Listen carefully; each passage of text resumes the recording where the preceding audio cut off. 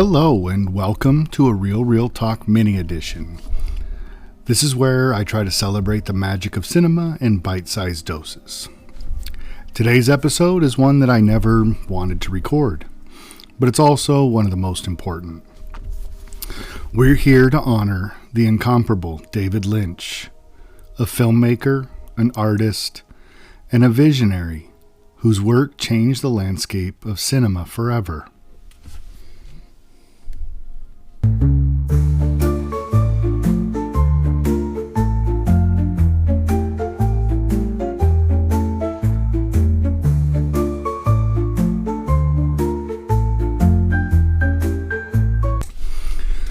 David Keith Lynch was born on January 20th, 1946 in Missoula, Montana, a town surrounded by the kind of vast, untouched landscapes that often feel like portals to something otherworldly. Lynch grew up in small-town America, a world he would later depict with an uncanny duality. On the surface, life in these towns seemed idyllic, full of picket fences and smiling neighbors. But Lynch always sensed something darker lingering beneath, a tension, a strangeness that he would come to explore relentlessly in his art. His early years were marked by curiosity and a creative spirit. Lynch's father was a research scientist for the U.S. Department of Agriculture, and he moved the family frequently, exposing young David to the contrasting beauty and the eeriness of different environments. It was during this formative time that Lynch began to develop an eye for the unusual details of everyday life. The shadow cast by a street lamp, the way a smile could feel both warm and sinister. Lynch initially pursued painting, studying at the School of the Museum of Fine Arts in Boston, and later at the Pennsylvania Academy of Fine Arts in Philadelphia. It was there, amidst his experiments with canvas and color, that he discovered something profound: the potential of moving images.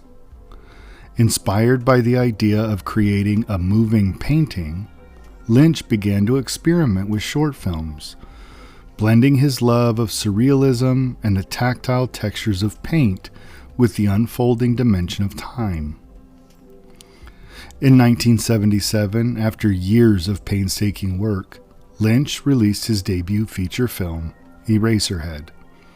It was a film like no other. It was disturbing and dreamlike, and for some of us, utterly unforgettable.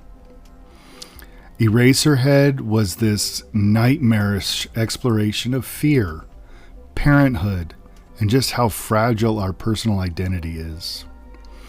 Though it initially found a niche audience through midnight screenings, it didn't take long for the film to cement Lynch's reputation as a daring new voice in independent cinema. What followed was a career that defied categorization. Lynch's works often felt like stepping into a dream that was equal parts beautiful and terrifying, serene and chaotic. In 1980, he directed The Elephant Man, a moving biographical drama that earned him widespread acclaim and multiple Academy Award nominations. But even as Lynch flirted with mainstream success, he never lost his commitment to exploring the strange and the surreal. Then came Blue Velvet in 1986, a film that would become a cornerstone of his career. With its stark juxtaposition of Americana, nostalgia, and a haunting depravity, Blue Velvet shocked audiences while simultaneously drawing them deeper into Lynch's singular vision of the world. It's a vision where beauty and horror coexist, where innocence is never far from corruption. And of course, there was Twin Peaks, the groundbreaking television series that debuted in 1990. On the surface, it was a simple murder mystery, but Twin Peaks was so much more than that. It was a surreal soap opera, a deep dive into the subconscious, and an exploration of the peculiarities of human behavior. Its enigmatic storytelling and unforgettable characters captivated audiences and redefined what television could be. Lynch returned to the series in 2017 with Twin Peaks: The Return, a masterful continuation that blurred the lines between television and art film. In between and beyond these high points, Lynch gave us unforgettable works like Wild at Heart, Lost Highway, the emotional and uplifting The Straight Story, and the ever-puzzling Mulholland Drive. Each film was a journey into the depths of the human psyche, filled with characters who felt deeply real, but still somehow hauntingly otherworldly. But Lynch was never just a filmmaker. He was a painter, a musician, a writer, and an advocate for transcendental meditation. His artistry spanned disciplines, and his creativity knew no bounds. Whether he was crafting a surreal short film, painting a disturbing yet mesmerizing canvas, designing furniture, or, in one story I heard, sitting on the corner in a lawn chair with a cow, Lynch approached every medium with the same relentless curiosity and authenticity. Lynch wasn't just an artist, he was a world builder. He invited us into his dreams, his fears, and his wonder. And in doing so, he expanded our own capacity to see the beauty in the strange, the mystery in the mundane, and the possibility in the unexplained. David Lynch's story is not just one of a filmmaker's career, but of a singular vision that changed the way we think about storytelling, art, and even reality itself. His work wasn't always easy to watch, but it was always honest, always profound, and that's a legacy that will always endure.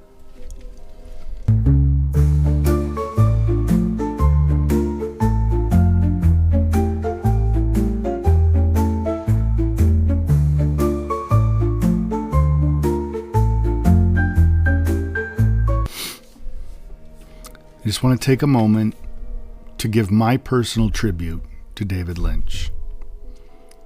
For me, David Lynch wasn't just a filmmaker, he was a guide into the infinite, strange, and beautiful possibilities of cinema.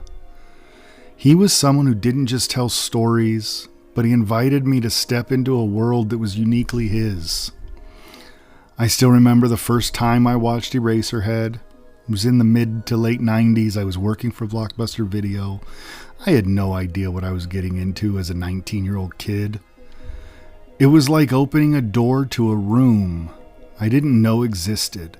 A room filled with strange shadows and haunting whispers. I didn't understand it. How could I? But I felt it, and that was enough. That's what Lynch does. He doesn't hand you answers on a plate. He wants you to feel, interpret, and question. Watching that film wasn't just viewing. It was an experience.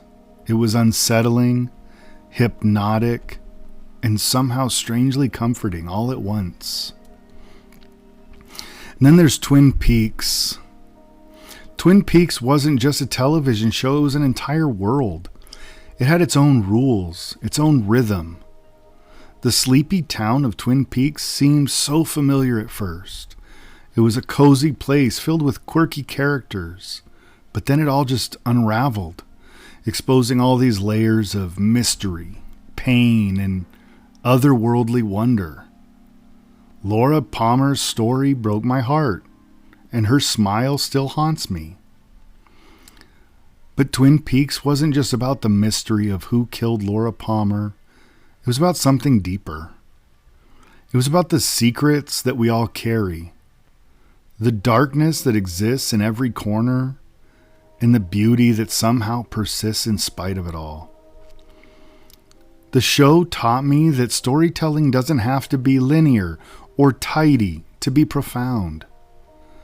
Lynch made it clear that sometimes The most powerful moments come from what's left unsaid, from what's felt in the spaces between the lines. As I grew and I explored more of his work, Blue Velvet, The Elephant Man, Mulholland Drive, Dune, I realized that Lynch wasn't just telling stories. He really was holding up a mirror to the human experience. He showed me the beauty in the ordinary, the terror in the familiar, and the poetry in the abstract. He taught me that cinema isn't just about plot. It's about emotion, atmosphere, and how it makes you feel deep in your bones. David Lynch didn't just shape how I see films, he shaped how I see life. He taught me that the mundane holds beauty, that even the darkest moments can be sublime, and that dreams are as vital as reality. His work is a reminder that it's okay to sit with mystery, to let it wash over you without needing to solve it. I often think about how Lynch embraced the unknown. His courage to lean into the strange, the poetic, and the unexplainable is something that has inspired me not just as a lover of film, but as a human. In a world that so often demands neat answers and clear expectations, Lynch dared to ask questions that didn't need answers. He dared to leave us wondering. His characters, his stories, his dreamlike imagery, they've stayed with me like an echo that never fades. There are moments from his films and shows that I carry with me. Moments that remind me to look closer, to see the world differently. A flickering streetlight, a strange smile, a haunting melody. These are the little things that Lynch taught me to notice, to feel, to appreciate. David Lynch expanded my understanding of what cinema could be. He gave me permission to see the world not just as it is, but as it feels in the deepest parts of my imagination. His courage to create without fear of being misunderstood is a legacy that I hope will inspire countless artists and me for years to come. So to David Lynch, thank you. Thank you for showing me the beauty in the darkness, the strangeness in the familiar, and the power of dreams. This world is a little stranger and so much richer because of you.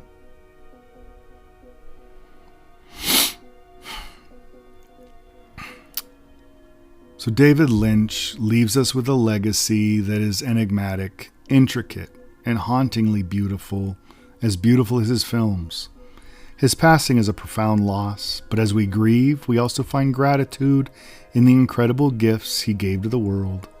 His work, so daring, so deeply felt, will continue to inspire and resonate for generations to come.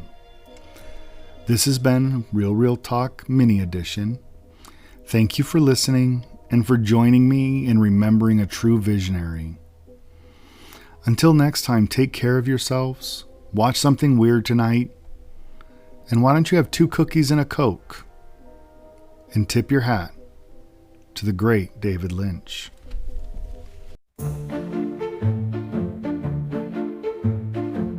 Underneath the silver screen, gleam, talking reels and all their schemes. Dusty scenes and dreams unfold, stories told in shadows bold. Gritty plots and whispers tight, dim the streets and moonlight bright. We dissect the cinematic art, real by real we pull apart.